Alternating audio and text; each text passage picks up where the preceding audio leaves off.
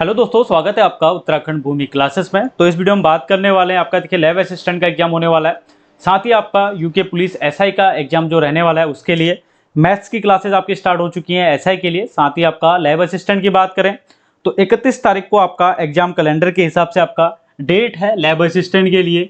तो उसके लिए आपको पता है क्लासेस आपकी चालू कर दी जा चुकी है। ये क्लास आपके लिए काफ़ी महत्वपूर्ण रहने वाली है। और साथ ही बात करेंगे आपको प्रीवियस ईयर के पेपर देख लेनी चाहिए, वो आपको इस वीडियो के एंड में लिंक मिल जाएगा या फिर आप प्लेलिस्ट में जाके वहाँ पे जाके देख सकते हैं।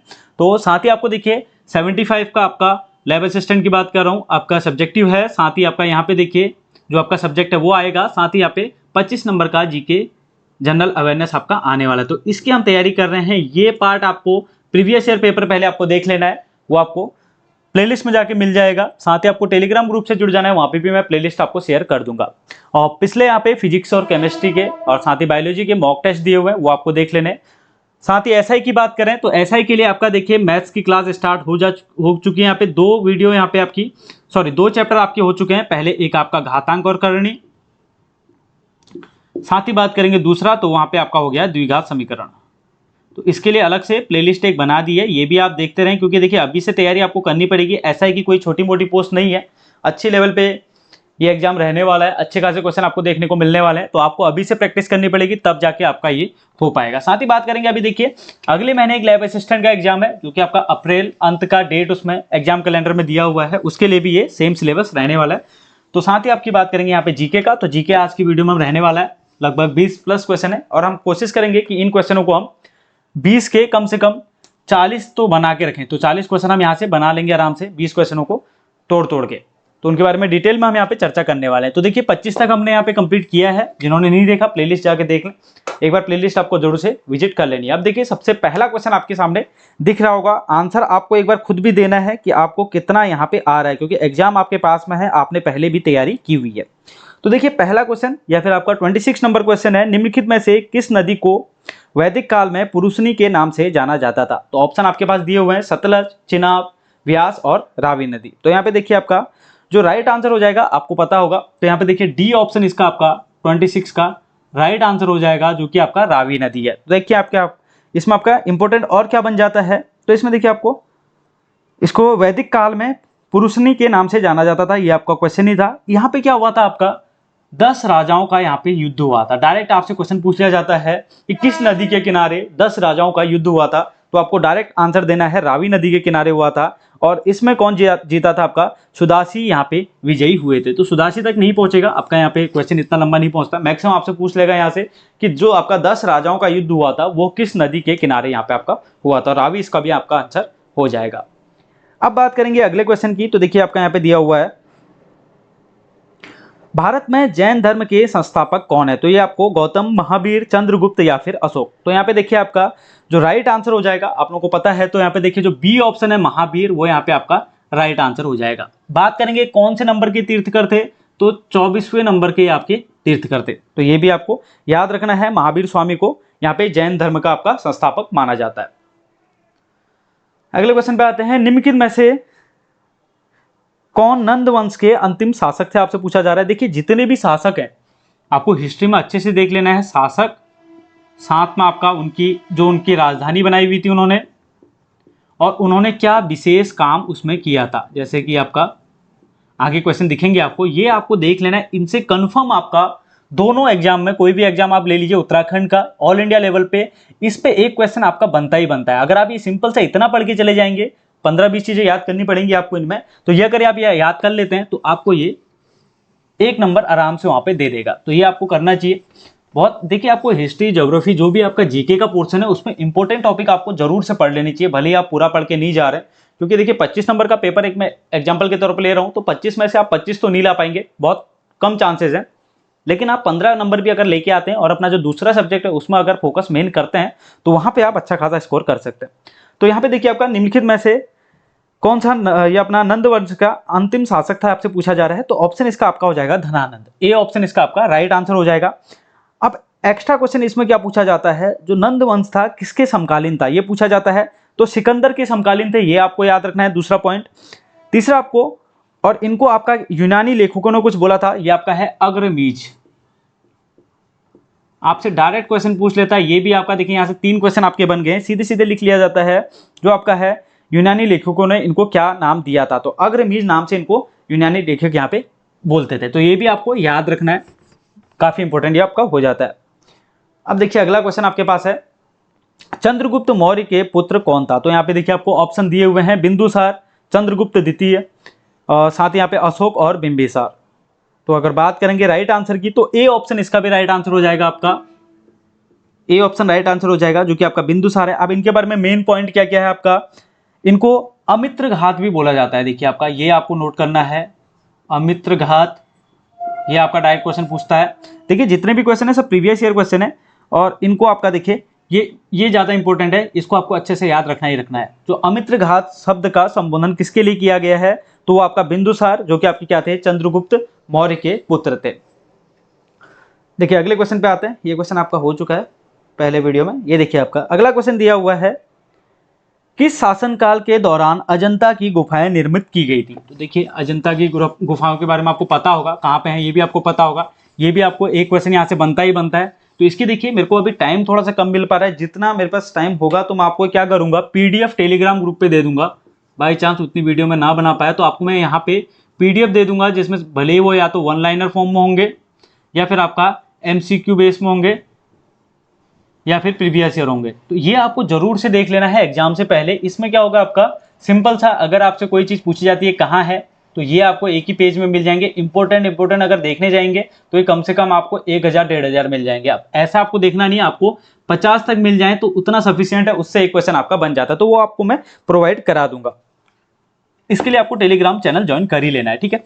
अब आगे बात करेंगे, अजंता की गुफाओं की बात करें तो ये आपका गुप्त, तो यहाँ पे ए ऑप्शन जो राइट आंसर है आपका, किस शासनकाल के दौरान, तो ये गुप्त शासनकाल के दौरान आपका बनाए गए थे। तो इसका आंसर हो जाएगा आपका ए ऑप्शन। साथ ही इसकी बात करेंगे एक्स्ट्रा की, तो इनके जो चित्र हैं, गुफा के जो चित्र हैं वो बौद्ध धर्म से संबंधित है, ये भी आपको याद रखना है। अब डायरेक्ट पूछ लेता है बौद्ध धर्म, यहाँ पे आपको याद रखना है ये चीज। यहाँ पे क्या क्वेश्चन पूछा जाता है आपका, जो यहाँ पे अजंता की गुफाएं हैं वो वहां पे जो चित्र हैं वो किस धर्म से रिलेटेड है, तो यहाँ पे बौद्ध धर्म आपको याद रखना ही रखना है।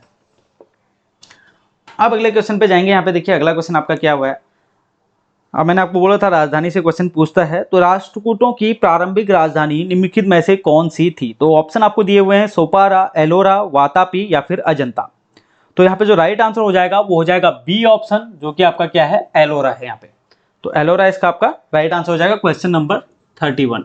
साथ ही यहाँ पे एक्स्ट्रा अगर याद कराएं तो यहाँ पे देखिए जो राष्ट्रकूट वंश की स्थापना क्या किसने किया था, दंती दुर्ग ने। तो ये भी आपको याद रखना है, दंती दुर्ग स्थापना भी आपको इनकी याद रखनी पड़ेगी। तो ठीक है, ये भी आपको याद रखना है।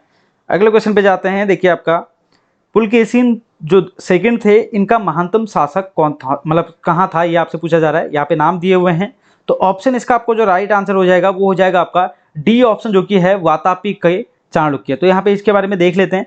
जो देखिए इस वंश के सबसे प्रतापी राजा थे ये, जो आपका पुलकेशिन द्वितीय है। उसके बाद बात करेंगे इस वंश की स्थापना किसने की थी। मेन चीज यहां से ये क्वेश्चन बनता है, तो जय सिंह ने इनकी स्थापना की थी, ठीक है। ये भी आपको याद रखना है। 2 क्वेश्चन यहां से आपके ये बन जाते हैं। अब बात करेंगे, सॉरी आपका वो क्वेश्चन आया नहीं, तो यहाँ पे देखिए आपका इस क्वेश्चन का मैंने आपको आंसर बताया था, पुलकेशिन सेकंड का कहाँ का आपका महानतम शासक थे। तो इसके बारे में आपको देख लेना है। ये क्वेश्चन थोड़ा सा आगे पीछे हो गया, मेरे उसमें दिख नहीं रहा है। तो यहाँ पे अब बात करेंगे, इसका आंसर आपको पता चल गया, डी ऑप्शन है वातापी के चाणक्य। अब बात करेंगे, देखिए यहाँ पे निम्नलिखित में से कौन सा युग्म सही मेल नहीं खाता है। सबसे पहले आपको क्वेश्चन सही से पढ़ना है। क्वेश्चन सही से पढ़ेंगे तो यहाँ पे देखिए आपका ये 33 हो जाएगा, ये शायद 32 होगा। क्वेश्चन आपको देख लेना एक बार। अब देखिए यहाँ पे क्या पूछा जा रहा है, निम्नलिखित में से कौन सा युग्म मेल नहीं खाता है, ये पूछा जा रहा है। जिसमें आपको दिए हुए हैं विक्रमादित्य, चैतन्य, हर्षवर्धन, फैनसांग, चाणक्य, चंद्रगुप्त, अकबर, ये टोडरमल, ठीक है। तो ये आपको दिए हुए हैं, ये उस टाइम के व्यक्ति हैं जो आसपास में आपके आए हुए हैं। तो इसका आपका जो राइट आंसर हो जाएगा वो विक्रमादित्य, चैतन्य हो जाएगा, क्योंकि ये एक दूसरे से मेल नहीं खाते। जो चैतन्य है वो किसके समकालीन थे आपके, यहाँ पे देखिए जो हुसैन थे उनके समकालीन थे। तो ए ऑप्शन इसका राइट आंसर हो जाएगा, हुसैन के समकालीन थे यहाँ पे। ये आपको नोट भी करना है, और बाकी सब एक दूसरे के समकालीन थे। या फिर एक दूसरे से रिलेटेड थे, उस टाइम पे वहां पे विजिट के लिए आए हुए थे। अगला क्वेश्चन आपका,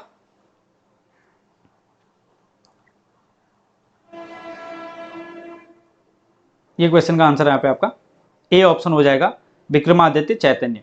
अब बात करेंगे सुल्तान महमूद कहाँ के शासक थे। तो देखिए आपका, एक सेकेंड, ये क्वेश्चन आपको मैं, सुल्तान महमूद,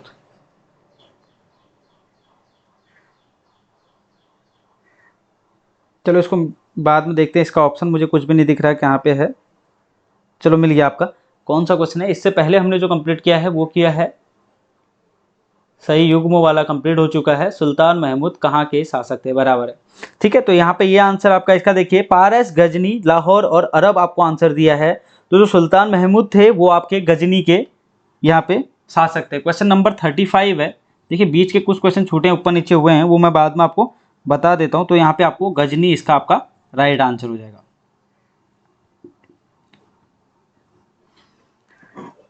इससे पहले का क्वेश्चन आपका देख लेता हूँ कौन सा छूटा हुआ है। यहाँ पे ये तो बराबर है, मौर्य, पाटलिपुत्र, पल्लव। हाँ देखिए आपका यहाँ पे, देखिए आपका कौन सा प्राचीन भारतीय साम्राज्य नीचे उनकी राजधानी के साथ गलत जोड़े के रूप में अंकित किया गया है, ये आपसे पूछा जा रहा है। मौर्य पाटलिपुत्र दिया हुआ है, पांड्या मदुराई, पल्लव बल्लौर और काकतिया वारंगल आपको दिया हुआ है। देखिए इसमें राजधानी दी है, चारों आपको याद रखनी है। इसमें से देखिए कौन सा गलत है वो पूछा जा रहा है। तो मौर्य का पाटलिपुत्र बिल्कुल सही है, पांड्या मदुराई ये भी बिल्कुल सही है। जो पल्लव का था वो बेल्लौर नहीं था, पल्लव का जो था वो आपको यहाँ पे बता देता हूँ, पल्लव इनका था आपका कांची।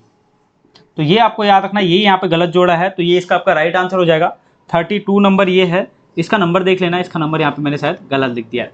तो ठीक है, यहाँ पे आपका जो राजधानी है ये चारों आपको याद कर लेनी है, काफी महत्वपूर्ण है। राजधानी में आपको बता चुका हूँ कि क्या क्या चीजें हिस्ट्री में महत्वपूर्ण है। देखिए आपको देख लेनी है, एक चीज मैं आपको हिस्ट्री के बता देता हूँ, मेन टॉपिक जहां से आपके क्वेश्चन बनते ही बनते हैं, चाहे कोई भी एग्जाम आप ले लो, वो आपको वहां पे क्वेश्चन दिखेंगे।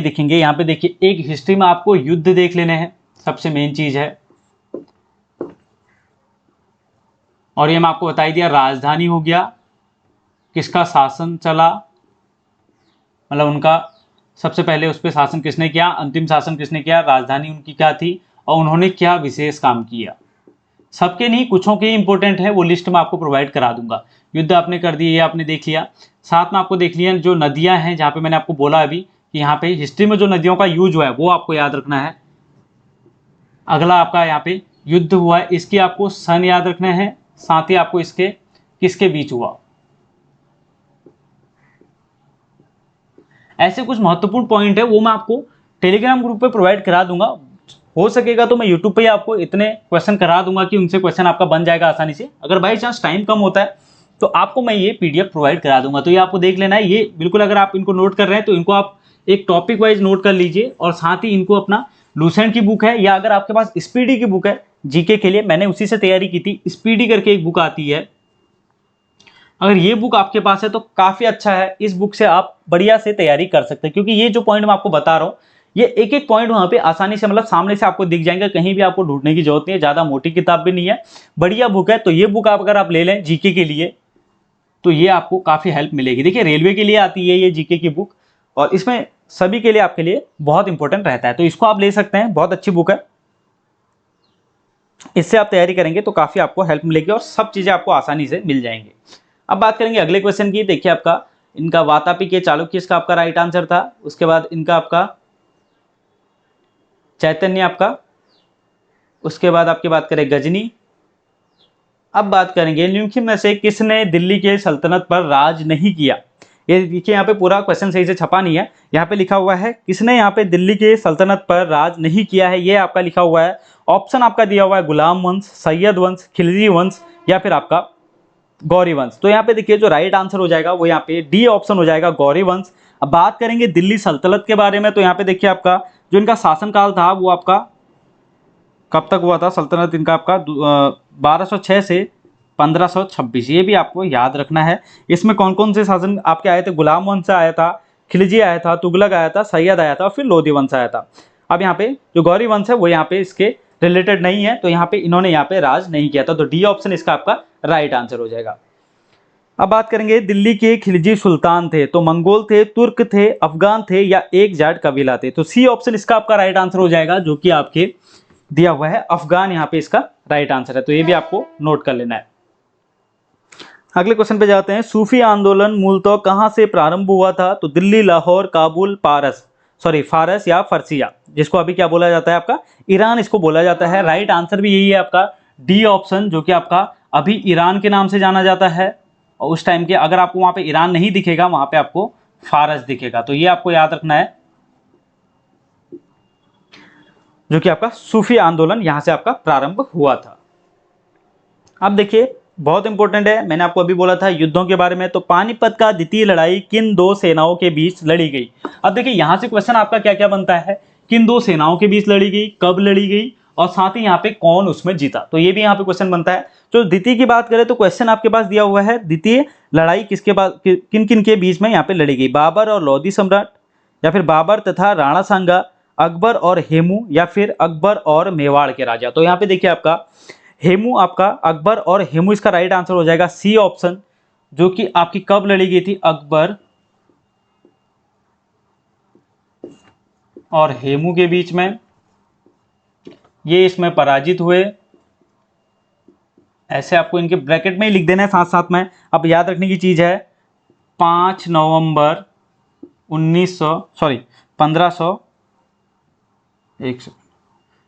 1 नवंबर 1556। तो ये आपको याद रखना है, अकबर बैरम खां एवं हेमू के मध्य लड़ा गया था, जिसमें हेमू पकड़ा गया। ये यहाँ पे हेमू पकड़ा गया, ये आपका पराजित हुए। तो अकबर और हेमू इसका आपका राइट आंसर हो जाएगा, जो कि आपको क्या दिया हुआ है? सी ऑप्शन यहाँ पे आपका दिया हुआ है। देखिए पुराना क्वेश्चन रिपीट हुआ है। अब बात करेंगे बाबर ने भारत पर किस वर्ष आक्रमण किया था? तो देखिए यहाँ पे थोड़ा सा ये पेचीदा क्वेश्चन है, क्योंकि आक्रमण पहले कर चुके थे। और यहाँ पे देखिए क्वेश्चन में आपको 1930, 1920, 1926 और 1950 आपका दिया हुआ है।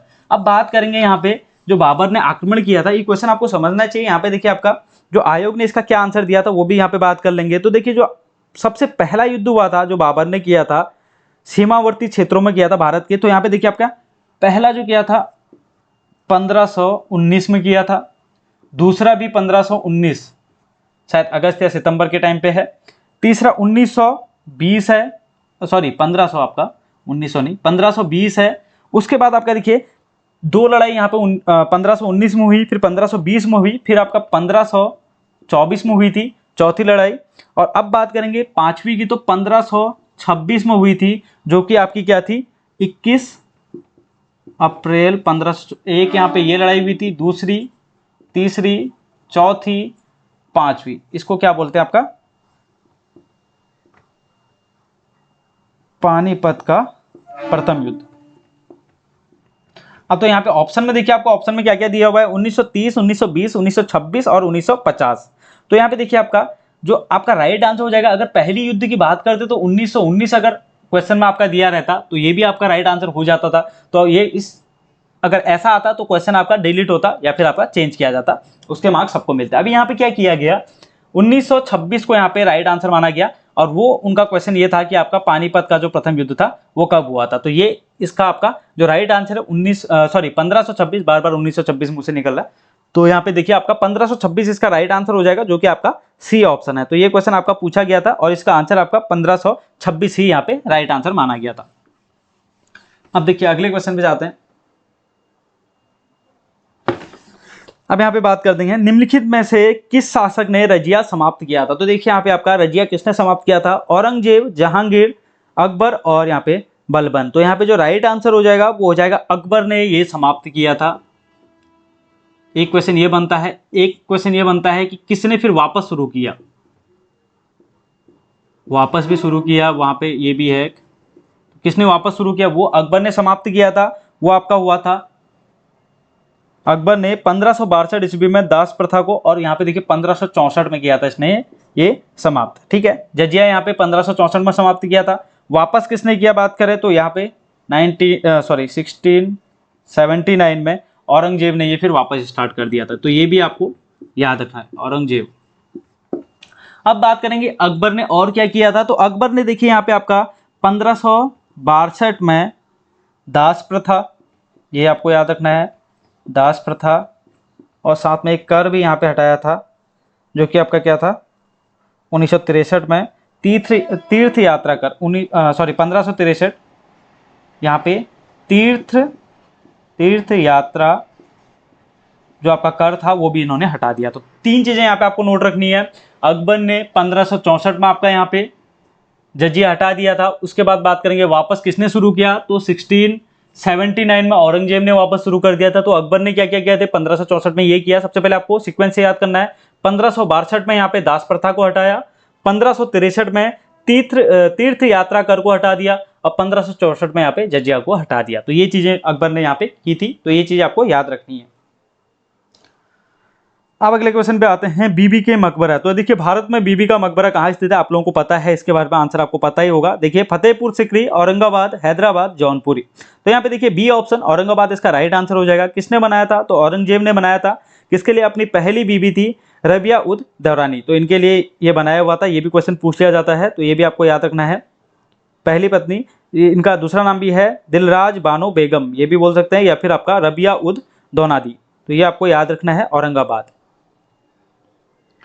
अगले क्वेश्चन पे आएंगे, शेरशाह की मृत्यु कहाँ, एक सेकेंड एक क्वेश्चन में देख लेता हूं आपका कहाँ पे लिखा हुआ है। हाँ, शेरशाह की मृत्यु कहाँ लड़ते हुए हुई थी। तो यहाँ पे राइट आंसर आपको इसका भी पता होगा। देखिए किसकी मृत्यु कब हुई थी, वो युद्ध से आपको याद रखने हैं, सारे युद्ध जितने भी हैं।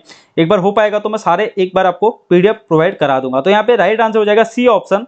बात करें कब हुई थी, तो 1545 का ये बात हुआ था। देखिए आपका 1545 में आपकी मृत्यु उनकी हुई थी। तो ये आपको याद रखना है, कौन से युद्ध, आपको कलिंग की लड़ाई में आपका उनका देहांत हुआ था। अब बात करेंगे अगले क्वेश्चन में। तो यहाँ पे देखिए अगला क्वेश्चन है, भारत में आने वाला पहला अंग्रेजी जहाज, सॉरी यहाँ पे पूरा यहाँ पे छपा नहीं है, अंग्रेजी जहाज कौन सा था आपसे पूछा जा रहा है। तो इसको आपको डायरेक्ट याद रखना है, रेड ड्रैगन जो है आपका, रेड ड्रैगन आपका सी ऑप्शन जो है वो आपका यहाँ पे पहला जहाज था। अब बात करेंगे यहाँ पे अगले क्वेश्चन की। देखो ये नारे आपको याद रख लेने हैं, वेदों की ओर लौटो किसने बोला था, ये आपको याद रखना चाहिए। यहाँ पे देखिए आपका दयानंद सरस्वती जी, जो कि आपका बी ऑप्शन है, उन्होंने ये आपका बोला हुआ था, ये नारा उन्होंने दिया था। तो जितने भी नारे हैं ये नारे आपको अच्छे से याद रखने हैं। जो आपके दिवस होते हैं, कौन से तारीख को कौन सा दिवस है वो आपको याद रखना है, वहां से एक क्वेश्चन आपका बनता है। जो सिंपल सिंपल है ऐसे क्वेश्चन आपको पढ़ने ही पढ़ने हैं। ये इसका आंसर आपका क्या हो जाएगा, वेदों की ओर लौटो किसने बोला था, ये आपका दयानंद सरस्वती जी ने बोला था। अब बात करेंगे सर्वोदय का आशय क्या है। देखिए आपका अगला क्वेश्चन है, इसका ऑप्शन आपको दिए हुए हैं, संपूर्ण क्रांति, असहयोग, सबका उत्थान या फिर अहिंसा। तो यहाँ पे देखिए इसका जो आंसर हो जाएगा वो हो जाएगा सी ऑप्शन, जो कि आपका क्या है, सबका उत्थान यहाँ पे आपका राइट आंसर हो जाएगा। अब इसका देखिए आपका अगले क्वेश्चन की बात करें तो यहाँ पे देखिए, अगर इसकी मैं बात करें किसने ये बोला था, सर्वोदय का आशय जो दिया था, मतलब ये किसने यहाँ पे भारत में लाए थे, वो लाए थे महात्मा गांधी, ये आपसे पूछा जाता है। और ये किस बुक से इन्होंने देखा था, ये इन्होंने देखा था अनटू दिस लास्ट, इस बुक में ये चीजें लिखी हुई थी, तो वहां से इन्होंने ये चीज बोली, सर्वोदय का आशय वहां से अपने पास आया था। अब अगला क्वेश्चन देखिए, काफी महत्वपूर्ण क्वेश्चन है। यहाँ पे आपसे उपनाम और यहाँ पे दूसरा नाम की सूची आपको दी हुई है, तो ये आपको यहाँ पे आंसर फाइंड आउट करना है, मतलब आपको मिलान करना है। अब ऐसे क्वेश्चनों को करने का सबसे बढ़िया तरीका ऐसा है कि आपको मान लीजिए चारों के नाम याद नहीं है, सिर्फ दो के नाम याद है, तो दो के नाम आपको देख के ही आपने ऑप्शन को चेक कर लेना है। तो दो में ही आपका आंसर यहाँ पे निकल जाता है। एक बार मैं आपको इनके नाम बता देता हूँ। देखिए ऑप्शन आपको दिए हुए हैं, सीमांत गांधी। तो देखिए सीमांत गांधी किसको बोला जाता है, अब्दुल गफ्फार खान को बोला जाता है यहाँ पे। उसके बाद भारत के सबसे वृद्ध व्यक्ति तो दादा भाई नौरोजी जी को बोला जाता है। महामना यहाँ पे मदन मोहन मालवीय को बोला जाता है। और लौह पुरुष आपको पता ही है, वल्लभ भाई पटेल। तो सरदार वल्लभ भाई पटेल यहाँ पे भारत के लौह पुरुष। तो ऑप्शन इसका जो राइट आंसर हो जाएगा वो आपको यहाँ पे दिख रहा होगा शायद, बी ऑप्शन इसका राइट, हाँ बी ऑप्शन इसका राइट आंसर है। तो बी में आपका ये मैच करेगा। अगले क्वेश्चन पे जाते हैं। अब देखिए पुस्तक से आपका एक क्वेश्चन बनता है, तो ये भी आपको अच्छे से याद कर लेनी है, कौन कौन सी बुक के राइटर कौन कौन है। तो यहाँ पे क्वेश्चन आपको दिया हुआ है, निम्नलिखित में से कौन सी पुस्तक ज्योतिबा फुले द्वारा लिखी गई थी। तो ये आपका क्वेश्चन है। तो क्वेश्चन आपको ऑप्शन आपको दिए हैं, गुलामगिरी, discovery of India, wings of fire या माई एक्सपेरिमेंट विथ ट्रूथ। तो यहाँ पे देखिए आपका ए ऑप्शन जो आपका हो जाएगा गुलामगिरी, ए ऑप्शन जो है गुलामगिरी, ये आपका ज्योतिबा फुले द्वारा लिखा गया था। सिंपल सा छोटा सा लिख रहा हूं। उसके बाद आपको जो क्वेश्चन दिया है, डिस्कवरी ऑफ इंडिया, ये आपका किसने लिखा है, ये भी आपको बता देता हूं, जवाहर लाल नेहरू। ये आपका इन्होंने लिखा है। अगर देखिए आपको यहाँ पे दिख नहीं रहा है तो आप आवाज से इसको लिख लीजिए। विंग्स ऑफ फायर जो आपका सी ऑप्शन है, APJ Abdul Kalam, APJ Abdul Kalam sir ने लिखा था, ये भी आपको याद रखना है। माई एक्सपेरिमेंट विथ ट्रूथ यहाँ पे जो दिया हुआ है, एक्सपेरिमेंट विथ, हाँ ये आपका महात्मा गांधी जी ने लिखा हुआ था।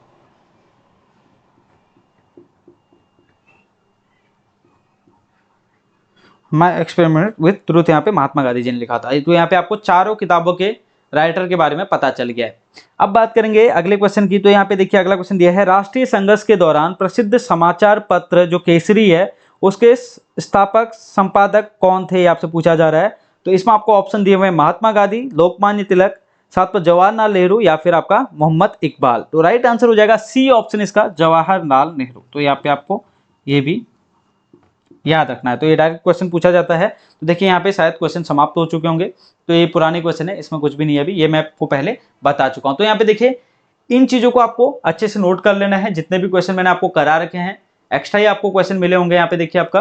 और साथ ही बोले तो यहाँ पे आपको प्लेलिस्ट जरूर से चेक कर लेनी है। अभी वीडियो के एंड में आपको लिंक दिख जाएगा लैब असिस्टेंट के लिए आपका प्रीवियस ईयर पेपर का। साथ ही बात करेंगे एसआई के लिए, तो वहाँ पे देखिए मैथ्स की क्लासेज स्टार्ट हो चुकी हैं, तो मैथ्स की क्लासेज आपको लेना स्टार्ट कर देना है। प्लेलिस्ट में कम से कम 3 से 4 वीडियो आपकी आ चुकी हैं। पहले आपको पहले वीडियो में कैसे पढ़ना है, साथ ही आपका सिलेबस कैसे कवर करना है, मैथ्स और रीजनिंग जल्दी आपकी कवर कर दी जाएगी। थोड़ा टाइम की कमी है तो वीडियो थोड़ा लेट आ रही है, आपको अभी से पढ़ना स्टार्ट करना है। ऐसा नहीं है कि आप पहले फिजिकल तक का रुकेंगे उसके बाद तैयारी करेंगे। देखिए टाइम काफ़ी कम मिलता है, इतना ज़्यादा टाइम नहीं मिलता है।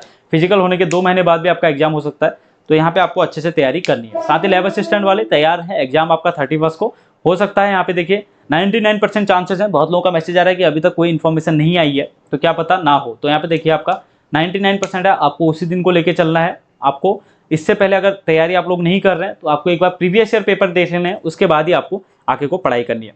तो इस वीडियो में बस इतना ही। वीडियो पसंद आई तो लाइक करें, चैनल पे पहली बार विजिट करें, सब्सक्राइब जरूर करें। फिर मिलता है अगले वीडियो में। Thank you so much.